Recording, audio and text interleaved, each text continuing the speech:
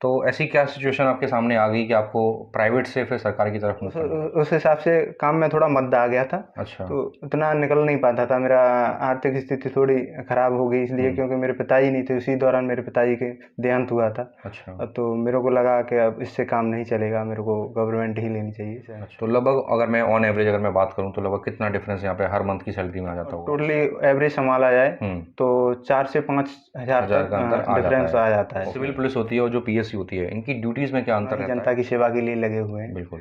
तो इसमें अंतर नहीं, कुछ ज़्यादा नहीं है। हमारी ज़िंदगी में एक दौर ऐसा भी आता है जहाँ हमारे कुछ अपने हमसे बिछड़ जाते हैं। हम उनकी भरपाई तो नहीं कर सकते हैं, लेकिन जो हमारी जिम्मेदारियाँ हैं उनको बखूबी निभा जरूर सकते हैं। तो आज हम जिस शख्सियत के बारे में बात करने वाले हैं, उनके सिर से जब पिता का साया उठा तो उन्होंने अपनी जिम्मेदारी को समझा और उत्तर प्रदेश पुलिस विभाग में पीएससी कांस्टेबल के पद पर नियुक्त होकर उन्होंने अपने परिवार को संभाला। नमस्कार, मेरा नाम है सतीश कुशवाहा और आप देख रहे हैं एम ऑफ लाइफ। तो चलिए मिलते हैं धीरेन्द्र प्रताप जी से। धीरेन्द्र प्रताप जी, कृपया अपने बारे में हमारे दर्शकों को बताइए। नमस्कार, मेरा नाम धीरेन्द्र प्रताप है। मैं वर्तमान में 38वीं वाहिनी पीएससी अलीगढ़ में एज ए कांस्टेबल कार्यरत हूँ। अच्छा, तो जैसा आपने बताया कि आपने अभी पीएससी में जो भी 38वीं बटालियन में आप कार्यरत हैं, तो ये आपका पहला ही अटैम्प्ट था या इससे पहले और भी एग्ज़ाम आपने दिए थे? सर, इससे पहले मेरा यूपी कांस्टेबल का एक और अटैम्प्ट रहा था। अच्छा। देन उसके बाद एक लोको पायलट का प्री भी दिया था मैंने, वो भी क्वालिफाई हुआ था। ठीक। उसके बाद ये तीसरा अटैम्प्ट था मेरा जिसमें मेरा सिलेक्शन हो। तो मतलब जब से आपकी ये जर्नी स्टार्ट हुई एग्जाम देने की, तो आपका थर्ड अटैम्प्ट में ही आपका यहाँ पे सिलेक्शन? हाँ, थर्ड अटैम्प्ट मेरा सिलेक्शन हो गया। इसके बाद मैंने और भी दिए। अच्छा। उनमें भी सिलेक्शन हुआ सर, SSC GD RPF में हुआ। लेकिन मेरा कुछ स्वास्थ्य इशू था, इस कारण से मैंने वो ज्वाइन नहीं किया। अच्छा अच्छा, मतलब इसके अलावा आपका जीडी में भी हुआ था? जीडी में हुआ था सर। अच्छा अच्छा, ओके। तो नेक्स्ट अगर मैं इसे जानना चाहूँ कि आप पीएससी के पद पे अभी कार्यरत हैं, तो अगर इसमें कोई अभ्यर्थी आना चाहता है तो किन किन सिलेक्शन प्रक्रियाओं को उसे फॉलो करना पड़ेगा जिसके बाद वो यहाँ पहुँच सकता है? सर, इसमें यूपी पुलिस के साथ ही वैकेंसियाँ आती हैं पीएससी की। अच्छा। तो इसी के साथ आवेदन होता है इसका। तो उसके लिए पहले आवेदन करना होता है, उसके बाद सीबीटी होता है इसका। सीबीटी के बाद इसका डॉक्यूमेंट वेरिफिकेशन होता है अगर आपका सिलेक्शन हो जाता है तो।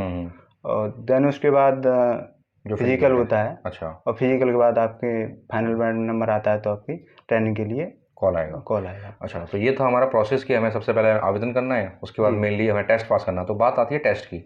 इसमें जो टेस्ट होता है, प्री टेस्ट जिसको हम कहते हैं, तो उसमें कौन कौन से सब्जेक्ट हैं जो मेनली इसमें आते हैं? सर, इसमें 4 सब्जेक्ट हैं जो मेनली आते हैं। अच्छा।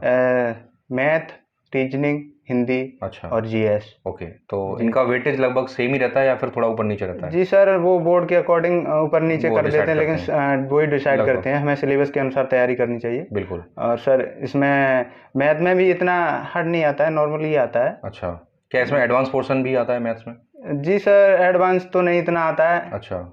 अर्थमेटिक नॉर्मली जो अर्थमेटिक के चैप्टर रहते हैं हमारे, जो profit and loss, percentage and लावन, ये सब। रीजनिंग भी इजी आता है, इतना टफ नहीं आता है। हिंदी भी ऐसे मतलब एक अभ्यर्थी अगर ठीक से तैयारी करे तो आसानी से हो सकता है सिलेक्शन। अच्छा, मेन ये है वो अपना 100% बस दे यहाँ पे। जी। तो ये थोड़ा कि हमारा किन किन सब्जेक्ट से मतलब ये रहता है। अगला जो इसका स्टेप रहता है प्री टेस्ट क्वालिफाई होने के बाद, वो है फिजिकल। तो यहाँ पे फिजिकल की क्या रिक्वायरमेंट है एक अभ्यर्थी के लिए? उसे लगभग कितने किलोमीटर की दौड़ लगानी पड़ती है और कितने मिनट में? सर, इसमें फिजिकल में इतना हार्ड नहीं होता है इसका। अच्छा। 4.8 किलोमीटर की रनिंग होती है इसमें। अच्छा। और टाइमिंग इसमें 25 मिनट रहती है। अच्छा, मतलब 25 मिनट में 4.8 किलोमीटर। जी सर। तो नॉर्मली कोई अगर प्रैक्टिस करेगा तो तो हो ही जाता है। कितने दिन में अचीव कर लिया था ये गोल? सर, मेरा तो पहले से थोड़ा बहुत चल रहा था क्योंकि मैं फिटनेस के लिए दौड़ता रहता था। अच्छा। तो मेरे को इतना दिक्कत हुआ नहीं इसमें। अच्छा, नॉर्मली जैसे जो एग्जाम और फिजिकल के बीच का जो टाइम ड्यूरेशन होता है उसमें नॉर्मली ये हो जाता होगा? हो जाता है सर, इतना हो जाता है। जैसे आप वहाँ गए थे तो कितने लोग ऐसे थे, रेशियो क्या था फेल होने वालों का? फेल होने वाला का सर रेशियो था लगभग 20% रेशियो होगा। अच्छा, 20% फेल हो रहे थे जो जिन्होंने रेस नहीं की थी, ऐसे लोग ही बाहर निकलते हैं। जो अगर तैयारी करते हैं उनका हो ही जाता है। अच्छा, मतलब 80% लगभग फिजिकल पास कर ही लेते हैं। थोड़ा जरा सा दौड़ लें, अपना फिजिकल जरा सा कर लें, उनका हो जाता है। तो ये तो रहा फिजिकल के बारे में। हमारा जो अगला क्वेश्चन है वो ये है कि इस डिपार्टमेंट में आने के लिए, जो आपका पीएससी डिपार्टमेंट है, इसमें आने के लिए एक अभ्यर्थी की स्ट्रैटेजी क्या होनी चाहिए? उसे सब्जेक्ट्स पे कैसे ध्यान देना चाहिए, कैसे पढ़ना चाहिए ताकि वो मतलब यहाँ तक पहुँच पाए? सर, अगर इस डिपार्टमेंट पे अगर कोई विद्यार्थी आना चाहता है तो उसके लिए सिलेबस के अकॉर्डिंग उसे पढ़ना चाहिए। बिल्कुल। जो भी है सिलेबस के अनुसार अपनी स्ट्रेटजी बनानी चाहिए, और जिस तरीके से उसका माइंड काम करता है, अपने माइंड को पढ़ना चाहिए किस तरीके से काम करता है, उस तरीके से भी स्ट्रेटजी बनानी चाहिए। बिल्कुल। तो सर मेरे साथ तो थोड़ा अलग ही इशू था। मेरे को प्राइवेट जॉब करने के साथ साथ मेरे को ये भी तैयारी करनी थी। अच्छा। तो इतना समय मिलता नहीं था, तो मैंने उस हिसाब से अपनी स्ट्रेटजी बनाई। तो जो भी समय मिलता था मैं उसमें पढ़ता था। अच्छा। तो मैं जब पढ़ता था तो कुछ मेरा पोर्शन कुछ लूज थे जिनमें मेरे को कुछ आता नहीं था। तो मैंने उनको पहले नोट डाउन किया, फिर उन पर ज़्यादा वर्क किया, उन पर ज़्यादा समय दिया। अच्छा। तो मेरा इस तरीके से मैं थोड़ा उसमें सक्सेस हुआ। तो जैसा उन्होंने बताया कि एक अभ्यर्थी की जो स्ट्रैटेजी है वो खुद के अकॉर्डिंग होनी चाहिए, उसके पास कितने टाइम की अवेलेबिलिटी है उसके हिसाब से उसे बनाना चाहिए। क्योंकि मान लो अगर ये अभी आप कैमरे के सामने आके ये बोल दें कि आपको 12 घंटे पढ़ना है, बट आपको ये भी देखना होगा कि आपके पास 12 घंटे हैं। तो सबसे पहले आप ये देखिए कि सिलेबस क्या है, उसके अकॉर्डिंग अपनी स्ट्रैटेजी बनाओ। फिर ये देखो आपके पास कितने घंटे अवेलेबल हैं, उसके हिसाब से उसमें मैनेज करना सीखो। जैसे इनके पास तो भाई समय की कमी थी, तो उस हिसाब से आपने मैनेज किया, प्राइवेट जॉब भी करनी है, उसके बाद फिर जो भी टाइम बचता था उसमें उन्होंने तैयारी की, और देखो उतने समय में भी इन्होंने यहाँ पे क्वालिफाई करके और एग्ज़ाम निकाला। तो ऐसा नहीं है कि ऐसा कोई ज़रूरी नहीं है, कोई मार्क नहीं है ऐसा कि 12 घंटे पढ़ के ही जो पढ़ेगा वही जॉब लेगा। ये डिपेंड करता है आपकी खुद की स्ट्रैटेजी पे, आप किस तरीके से चीज़ों को मैनेज करते हो कम समय में भी, और ये इन्होंने करके दिखाया भी। तो आप यहाँ से आप एक सीख ले सकते हो कि ऐसा कोई ज़रूरी नहीं है कि आपके पास 12 घंटे 18 घंटे या 24 घंटे पूरे अवेलेबल होंगे तो ही आप पढ़ाई कर पाओगे। ये इन्होंने ये साबित किया है कि एक जॉब के साथ भी आप साइड में तैयारी कर सकते हो और सिलेक्शन ले सकते हो। तो यहाँ पे स्ट्रैटेजी के लिए मैं यही कहूँगा कि आप अपने अकॉर्डिंग स्ट्रैटेजी बनाएं कि आपका किस तरीके से किस सब्जेक्ट पे कितना टाइम देना है, कहाँ पे आपका लूज़ पॉइंट है, वीक पॉइंट है, उस पर कैसे काम करना है। तो इस हिसाब से अपनी स्ट्रैटेजी बनाइए और उसको फॉलो करिए, डेफिनेटली आपको सिलेक्शन ज़रूर मिलेगा। अच्छा, तो मेन ये है कि आपने जो बोला कि आप प्राइवेट जॉब के साथ सरकारी की तैयारी कर रहे थे, तो ऐसी क्या सिचुएशन आपके सामने आ गई कि आपको प्राइवेट से फिर सरकार की तरफ मूव करना पड़ा? सर एक्चुअली उस टाइम पे मैं जहाँ जॉब करता था तो 2017 में जीएसटी लगी थी। अच्छा। तो उस हिसाब से काम में थोड़ा मद्दा आ गया था। अच्छा। तो उतना निकल नहीं पाता था, मेरा आर्थिक स्थिति थोड़ी खराब हो गई इसलिए क्योंकि मेरे पिताजी नहीं थे, उसी दौरान मेरे पिताजी के देहांत हुआ था। अच्छा। तो मेरे को लगा कि अब इससे काम नहीं चलेगा, मेरे को गवर्नमेंट ही लेनी चाहिए। अच्छा। तो इसलिए मैंने गवर्नमेंट की तैयारी की। तो हमारा अगला सवाल है कि जो पीएससी में आपकी जो ड्यूटी है वो क्या रहती है, और जो इसमें जो लोकेशन है ड्यूटी की, क्या वो फिक्स रहती है या फिर आपको टाइम टू टाइम वहाँ पर ट्रैवल करना पड़ता है, लोकेशन को चेंज करना पड़ता है? सर जिस तरीके से फोर्स में ड्यूटी टाइम कोई फिक्स नहीं रहता है, वो तो सिचुएशन पर डिपेंड करता है। लेकिन कुछ ड्यूटियाँ ऐसी भी होती हैं इसमें जहाँ फिक्स रहती है, जैसे स्मारकों पे ड्यूटी है तो वहाँ कुछ फिक्स रहती है, 8-8 घंटे की रहती है, कहीं 12 से 12 2 शिफ्टों में रहती है। अच्छा। तो वहाँ ड्यूटियाँ फिक्स रहती हैं। और जैसे वीआईपी ड्यूटीज में हमारी ड्यूटी लगी है तो वहाँ फिक्स नहीं रहती है कब से कब तक रहे। और बाय द वे कहीं अप्रिय घटना हो जाती है, दंगा हो जाता है, तो उसे नियंत्रण करने के लिए ड्यूटी टाइम फिक्स नहीं होता है। वहाँ आपको 8 घंटे से लेके 24 घंटे तक ड्यूटी हो सकती है, हो सकता है आपको वहीं 4-6 दिन भी वहीं बिताने पड़े। तो मतलब हम यहाँ कह सकते हैं कि ड्यूटी आवर्स हम क्लियरली नहीं कह सकते हैं। हाँ, कुछ जगह हैं स्मारक वगैरह जो मॉन्यूमेंट्स वगैरह होते हैं वहाँ हमारी फिक्स ड्यूटी रह सकती है, बट मैक्सिमम टाइम में यहाँ पे क्लियर नहीं रह सकता, क्योंकि यहाँ पे डिपेंड भाई जनता की सेवा के लिए हम लोग हैं, और जनता की सेवा कब तक करनी पड़े ये तो जनता ही बताएगी, है ना। सिचुएशन वहाँ पे क्या है, किस तरह की घटना हुई है, तो कब तक कंट्रोल में आती है। अच्छा, ये तो रहा कि ड्यूटी आवर्स को लेके हमारा रहा। अगर मैं ये पूछना चाहूँ कि पीएससी में कौन कौन से जगह हमें पोस्टेड किया जाता है, जैसे आपने बताया स्मारक पे भी हमें ड्यूटी मिलती है, और कौन कौन से ऐसे एरियाज है जहाँ पे हमें ड्यूटी करनी पड़ सकती है? सर इसके अलावा रैलियों में भी ड्यूटी लगती है, मेले महोत्सव में ड्यूटी लगती है, सिविल पुलिस के साथ ही लगती है सर इसमें। अच्छा। और हाउस गार्ड में भी लगती हैं, जैसे मंत्री वगैरह हैं उनके हाउसों पे भी लगती हैं। अच्छा। हाउस गार्डों में भी जाना पड़ता है।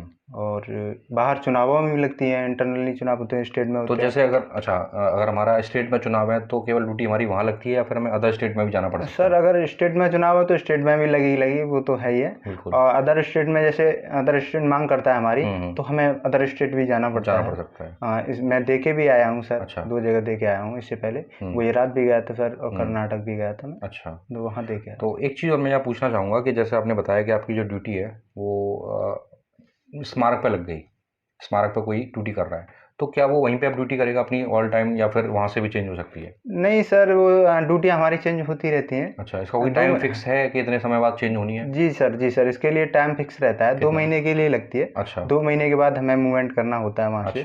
हम किसी अदर डिस्ट्रिक्ट या अदर जगह पर लगती है हमारी। अच्छा, मतलब अगर आप किसी भी जगह पे आप ड्यूटी कर रहे हैं तो वहाँ मैक्सिमम 2 महीने तक करेंगे, उसके बाद वो चेंज हो जाएगी। चेंज हो जाएगी। अगर मान लो कि यहाँ पे किसी मंदिर पे अगर लगा हुआ ड्यूटी कर रहा है तो वो वहाँ से चेंज कर देगा 2 महीने बाद। 2 महीने बाद चेंज। अच्छा, जैसे जहाँ पे वो जाएगा दूसरी जगह पे, तो वहाँ भी जब जाएगा तो वहाँ भी 2 महीने के लिए रहेगा? जी सर, 2 महीने के लिए रहेगा। और पीएससी में कुछ कंपनियां डीजी रिजर्व भी की जाती हैं। अच्छा। जहाँ से उन्हें कहीं पर भी भेजा जा सकता है। अच्छा, एक सिचुएशन में ऐसी बात कर रहा हूँ, जैसे मान लो कि कोई अप्रिय घटना भी नहीं हुई और कुछ ऐसा अभी लगनी चुनाव भी नहीं है कोई, तो उस केस में और जो हमारे फिक्स लोग हैं वो हमारे मंदिरों पर ड्यूटी कर रहे हैं, तो उनके अलावा जो पीएससी के जो लोग बचते हैं उनकी ड्यूटी फिर हम कहाँ लगाते हैं? सर, जो बाकी लोग बचते हैं वो सिविल पुलिस के लिए रिजर्व का काम करते हैं। अच्छा। जब उन्हें आवश्यकता होती है तो फिर मांग होती है हमारी, मतलब ऐसे केस में हम लोग फिर ड्यूटी पे नहीं जाएंगे, तो एक तरह से रिजर्व में रहेंगे। जी सर। तो ऐसे केस में कहाँ पर हमें रखा जाता है? ऐसे केसेस में हमें अगर रहने के लिए बैरकों की व्यवस्था है तो वहाँ रखा जाता है। अच्छा। अदरवाइज हमारे लिए स्कूलों में अगर खाली कोई बिल्डिंग पड़ी है तो वहाँ रुकने की व्यवस्था। अगर ऐसी कोई व्यवस्था नहीं है सर तो हमें टेंटों में भी आवास करना होता है। अच्छा। हाँ, तो सिचुएशन के अकॉर्डिंग हमें। अच्छा, ये तो रहा कि हमें जो हमारा एक तरह से ड्यूटी है वो फिक्स नहीं है, वो हमें रोटेशन हर 2 मंथ पे कह सकते हो मूवमेंट करना पड़ता है। जैसे अगर हमारा जितना मैं समझ पा रहा हूँ यहाँ पे मूवमेंट थोड़ा हमें हर 2 महीने पे करना पड़ रहा है, तो क्या हमें यहाँ पे कुछ एक्स्ट्रा अलाउंसेस हमें दिए जाते हैं गवर्नमेंट के द्वारा? जी सर, इसके लिए हमें डीए अलाउंस दिया जाता है, ट्रैवल अलाउंस भी दिया जाता है हमें। अच्छा। तो इसके लिए हमें एक्स्ट्रा अलाउंसेस हमें दिए जाते हैं। तो कहीं ना कहीं फिर यहाँ पे जो हमारी सैलरी में डिफरेंस है, एक जो सिविल पुलिस और जो एक पीएससी है, जी, ये एक डिफरेंस पैदा करती होगी यहाँ पे। जी सर। तो लगभग अगर मैं ऑन एवरेज अगर मैं बात करूँ तो लगभग कितना डिफरेंस यहाँ पे हर मंथ की सैलरी में आ जाता होगा? सर, अगर टोटली एवरेज संभाला जाए तो 4 से 5 हज़ार का डिफरेंस आ जाता है इसमें डीए से, क्योंकि यहाँ पे हमारा मूवमेंट हर 2 महीने पे हर 2 महीने पे होता है। तो उस हिसाब से एवरेज निकालें तो 4 से 5 हज़ार का आ जाता है। ओके। अच्छा, हमारा अगला सवाल है कि जो सिविल पुलिस होती है और जो पीएससी है, इनकी ड्यूटी में क्या अंतर रहता है और आपके हिसाब से इनमें कौन सी बेहतर है? सर, इनमें कोई बहुत ज़्यादा अंतर नहीं है, दोनों की ड्यूटियाँ लगभग सेम ही रहती हैं, क्योंकि दोनों ही जनता की सेवा के लिए लगे हुए हैं। बिल्कुल। तो इसमें अंतर नहीं, कुछ ज़्यादा नहीं है। और अगर बात की जाए इनमें कौन सी बेटर है, तो वही बात है कि दोनों लोग जनता की सेवा के लिए लगे हुए हैं, दोनों फोर्सेज। तो सबका अपना अपना काम है, वो अपना काम करते हैं, हम अपना काम करते हैं। उन्हीं के सपोर्ट के लिए हमें रखा जाता है, जहाँ उन्हें ज़रूरत होती है तो हम उन्हें लीड सपोर्ट करते हैं। तो जैसे एक मान लो सिचुएशन ऐसा आता है कि मान लो कोई यहाँ पे झगड़ा हो जाता है या कोई एक ऐसी अप्रिय घटना हो जाती है जो दंगे की तरफ बढ़ रही है, तो सबसे पहले यहाँ पे कौन सी फोर्स आएगी? पहले पीएससी आएगी या फिर पहले सिविल पुलिस आती है? सर, जहाँ दंगा बढ़ता है तो वहाँ पे जो स्थानीय पुलिस होती है, जो सिविल पुलिस होती है, पहले वो कंट्रोल करेगी। अगर उसे नहीं कंट्रोल होता है तो उसके बाद पीएससी की मांग की जाती है। अच्छा। तो हमें बुलाया जाता है उसको। तो जैसा मैंने अभी तक जितना नोटिस किया, जैसे पीएससी जब आती है तो फिर मैंने देखा है जो सिविल पुलिस वाले हैं वो थोड़ा सा बैकवर्ड चले जाते हैं और जो पीएससी वाले हैं वो लीड करते हैं आगे आके। तो ऐसा कोई प्रोटोकॉल है या फिर बस मैंने देखा ही है ऐसा? सर, साथ लगे रहते हैं, वो भी ऐसी बात नहीं है, लेकिन जहाँ पीएससी वाले आगे आते हैं क्योंकि वो सशस्त्र वाले हैं, तो अपने फ्रंट पे आगे हमें काम करना होता है। अच्छा, एक मैं यहाँ ये पूछना चाहूँगा कि जैसे कोई मान लो कुछ हालात बिगड़ रहे हैं, लोग आपस में झगड़ा कर रहे हैं, मान नहीं रहे हैं, तो इस सिचुएशन में हमारे पास कितनी पावर होती है कि हम लोग क्या क्या एक्शन वहाँ पे ले सकते हैं? वो तो सर हम अपने उच्चाधिकारियों के आदेशानुसार कार्रवाई करते हैं, जैसे वहाँ से आदेश आते हैं उस हिसाब से हमें एक्शन लेना पड़ता है। तो जैसे मान लो हम नॉर्मली एक लाठीचार्ज होता है और हम क्या क्या मतलब एक जनता के ऊपर क्या क्या एक एक्शन ले सकते हैं? सर, जैसा कि मैंने बताया कि उच्चाधिकारियों के अनुसार अगर लाठीचार्ज से लेकर हमें अगर स्मोक फायर करना पड़ा या स्मोक करना पड़ा तो वो भी सारे एक्शन हम ले सकते हैं। मतलब कोशिश यहाँ ये की जाती है बिना जनता को चोट पहुँचाए, बिना जनता को चोट पहुँचाए अगर दंगा नियंत्रण हो जाए तो वो कम से कम बल उपयोग करके दंगा नियंत्रण किया जाए, तो पूरी कोशिश रहती है। ओके। तो मैं अगर ये पूछना चाहूँ इस डिपार्टमेंट में जो प्रमोशन का स्ट्रक्चर है वो किस तरीके से काम करता है? सर, पीएससी डिपार्टमेंट में प्रमोशन का अभी थोड़ा लेट ही प्रोग्राम चल रहा है। कम से कम हम कांस्टेबल से हेड कांस्टेबल बनने में लगभग 10 साल लग जाएंगे। अच्छा। अभी के हिसाब से देखा जाए तो क्योंकि प्रमोशन इसमें बहुत लेट कर दिया गया है, लेट चल रहा है इसमें। तो यहाँ पे जो प्रमोशन है वो किस बेस पे हम कर रहे हैं? क्या यहाँ पे कोई डिपार्टमेंटल एग्जाम ऐसा होता है या फिर हम एक्सपीरियंस के बेस पे ऐसा कर रहे हैं? सर, अभी डिपार्टमेंटल एग्जाम अभी बंद कर दिए गए हैं। अच्छा। अभी सीनियरिटी के हिसाब से प्रमोशन देना इन्होंने स्टार्ट किया है। अच्छा। तो जिस हिसाब से समय भी लगेगा। जब विभाग की परीक्षा बंद कर दी है तो प्रमोशन अभी। अच्छा, तो नॉर्मली आप कह सकते हो 10 साल लगभग हमें एक हेड कांस्टेबल बनने में लग जी रहा है। सर, लगभग 10 साल हेड कांस्टेबल बनने में लग जाएंगे। उसके बाद ये एसआई पद होता है, लगभग 10 ही साल उसमें लग जाएंगे। अच्छा, उसके बाद तो आपका बड़ा ही लंबा प्लाटून कमांडर के बाद सीसी, लास्ट सीसी तक जा सकते हैं। अच्छा, तो मतलब बहुत डिले कर दिया मतलब जी प्रमोशन जी, के लिए। आगे अपना विभाग अपनी स्ट्रेटजी चेंज भी कर सकता है, बिल्कुल तो सही। ये तो विभाग के ऊपर डिपेंड है। तो हमारा अगला सवाल है कि इस जॉब में आपको लगभग कितनी छुट्टियां आपको मिल जाती हैं?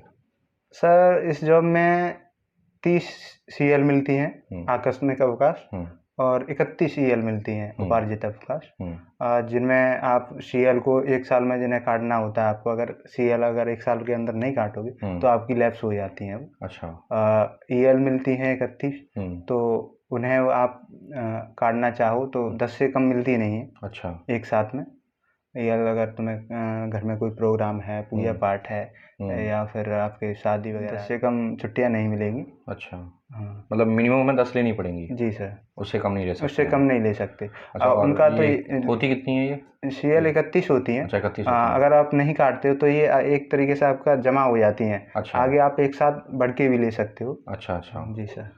ओके, मतलब जैसे इसके अगर अलावा आपको अगर बीच में स्वास्थ्य गड़बड़ होता है, उसके लिए मेडिकल लीव का भी प्रावधान है। अच्छा अच्छा, और स्टडी लीव भी मिल जाती है। ओके। हाँ, उसका भी तो प्रावधान जैसे है। बात आपने स्टडी की करी है, तो क्या यहाँ पे इस जॉब के साथ एक स्टडी कर पाना संभव है?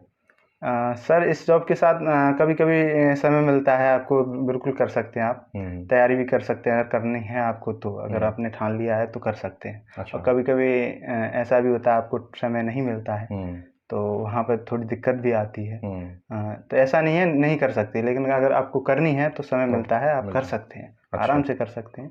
कहीं कहीं ऐसी ड्यूटियाँ में फंस जाती हैं जहाँ आपको काफ़ी समय मिलता है तैयारी करने के लिए। ओके, तो हमारा अगला सवाल है कि आपके लिए इस जॉब में अभी तक का सबसे बड़ा चैलेंजिंग मोमेंट कोई सामने आया? सर फोर्स का जॉब है तो चैलेंजिंग मोमेंट तो सामने आएंगे आएंगे। बिल्कुल। लेकिन मेरे साथ अभी कुछ दिनों पहले ही इंसिडेंट हुआ, जहाँ मेरी एक मंदिर मस्जिद विवाद था, वहाँ ड्यूटी लगी हुई थी। अच्छा। तो वहाँ थोड़ा ऐसा लगता था कि कब कहाँ के कौन लोग दंगा कर दें हैं। तो वहाँ थोड़ा चैलेंजिंग लगता था। ऐसा हुआ भी, लेकिन हमने वहाँ कंट्रोल कर लिया, वहाँ दंगा हो नहीं पाया। ओके, तो क्या अभी तक आपकी इस ड्यूटी या इस ड्यूरेशन में कभी आपके सामने कोई ऐसा रियल टाइम दंगा या कुछ ऐसा सिचुएशन सामने आया जो आपने डील किया हो? सर अभी तक तो कोई नहीं आया। अच्छा। ऐसा कुछ, थोड़ा यही इंसिडेंट हुआ मेरे साथ। अच्छा, ऐसा ज़्यादा कुछ चलो खास ये नहीं। बहुत अच्छी बात है, और मैं तो यही उम्मीद करूंगा कि ये चीज़ें हमें ना देखने को मिलें बिल्कुल भी, और ये मूवमेंट कभी सामने जी आई जी भी जी, ना। बिल्कुल आए ना। बिल्कुल। अच्छा, ये तो रहा कि चैलेंजिंग मूवमेंट क्या था। अगर मैं आपसे पूछना चाहूँ अभी तक की इस जॉब में आपकी कोई बेस्ट मूवमेंट ऐसा हो आपके सामने आया हो? सर ऐसा बेस्ट मोमेंट तो कई सारे आए हैं, लेकिन मैं आपको एक इंसिडेंट बताता हूँ जहाँ मेरी ड्यूटी वैष्णो देवी मंदिर पर लगी हुई थी। और वहाँ बहुत भीड़ थी। उसी दौरान एक बूढ़ी माता जी अपने परिवार से बिछड़ गई थी। ना तो उन्हें अपने किसी जो परिवार वाले थे, उनका मोबाइल नंबर पता था, ना उन्हें कोई उनके साथ था, तो वो बिछड़ गई थी। तो उनकी मैंने हेल्प की, उन्हें पता पूछा तो उन्हें घर तक छोड़ के आया, तो मुझे बहुत अच्छा फील हुआ। अच्छा। तो ऐसे हिसाब से अच्छा भी लगता है, लोगों की सेवा करते हैं तो अच्छा फील होता है। बिल्कुल। तो हमारा अगला क्वेश्चन है कि जब आपका फाइनल मेरिट में नाम आया तो आपके जो घर वाले हैं उनका क्या रिएक्शन था? सर जब फाइनल मेरिट में जब रिजल्ट निकला जिस दिन, तो उस दिन तो मेरे को पता ही नहीं था। अच्छा। मेरे दोस्तों से पता लगा कि आज रिजल्ट आ गया है, तूने अपना देखा? तो इसी दौरान मैंने देखा, तो मेरा सिलेक्शन हो चुका था उस टाइम। तो मैंने अपने घर पे बताया, तो मुझसे ज़्यादा खुशी मेरे भाई बहनों को हुई। अच्छा, तो सबसे पहले आपने किसको बताया था सबसे पहले कि आपका सिलेक्शन हो गया? सर सबसे पहले जहाँ मैं था वहाँ पर मेरे दोस्त थे, जहाँ कोचिंग में भी था, तो मैंने सबसे पहले वहाँ बताया। अच्छा, घर पे सबसे पहले आपने किसको बताया था? सर मैंने सबसे पहले घर पे अपनी सिस्टर को बताया, क्योंकि उन्हीं के सपोर्ट रहा मेरे को यहाँ तक लाने में। अच्छा, तो अगला हमारा क्वेश्चन है कि आप अपनी सफलता का श्रेय किसे देना चाहेंगे? सर अपनी सफलता का श्रेय मैंने बताया, जैसे सिस्टर का सपोर्ट रहा है तो सबसे ज़्यादा उन्हीं को श्रेय देना चाहूँगा। क्योंकि जहाँ मैं आवेदन करना भी नहीं जानता था, वहाँ उन्होंने मुझे अप्रोच किया आवेदन करने के लिए, और मेरे को यहाँ तक आने में बहुत सपोर्ट किया। तो सब अपनी सफलता का श्रेय मैं उन्हें देना चाहूँगा। बिल्कुल। जो अभ्यर्थी अभी तैयारी कर रहे हैं, तो आप उनको क्या सलाह देना चाहेंगे? वो किस तरीके से अपनी तैयारी करें या कैसे मोटिवेट रहें? सर मैं जो अभ्यर्थी तैयारी कर रहे हैं उनको यही सलाह देना चाहूँगा कि अपना तैयारी करते रहें, अब गिव अप कभी ना करें। कभी कभी बीच में ऐसे फेजेस आते हैं जिनमें लगता है हमें कि अब नहीं हो पाएगा, तो वहाँ पे अपना गिव अप कभी नहीं करना है। फेजेस आते रहेंगे और जब इन चुनौतियों से आगे हम जब सिलेक्शन पाते हैं तो बहुत अच्छा लगता है। तो उनके लिए मैं ये सबसे पहले यही कहना चाहूँगा कि गिव अप कभी ना करें, लगे रहें, अपना अच्छे से तैयारी करते रहें। बिल्कुल। तो आज का हमारा आखिरी सवाल, have you got your initial aim of life? Sir initial aim तो मिल ही चुका है, लेकिन इससे भी मैं हायर एम के लिए तैयारी कर रहा हूँ। अगर मौका मिले तो फिर से इस चैनल पे आके फिर से एक नया इंटरव्यू दूंगा मैं। बिल्कुल। अगर एम हासिल होगा तो बिल्कुल कोशिश तो कर रहा हूँ, एक दिन ज़रूर हासिल होगा, जब मैं गिव अप नहीं करने वाला हूँ इसके लिए। बिल्कुल। मैं भी यही दुआ करता हूँ आपके लिए कि आपका जो नेक्स्ट एम है उसकी जल्दी आपको प्राप्ति हो। और बिल्कुल आपका स्वागत है इस चैनल पर फिर से एक बार। हम तो ज़रूर चाहेंगे आप इस बार जो भी आपका एम है उसको आप हासिल करके फिर से एक बार आएँ, और जो भी आपकी लाइफ में जो भी मूवमेंट्स हुए उस एम को लेने के लिए वो आप एक बार दर्शकों को आके बताएं। तो ये थी आज की मुलाकात हमारी धीरेन्द्र प्रताप जी के साथ। मिलते हैं एक नए एपिसोड में, तब तक के लिए नमस्कार।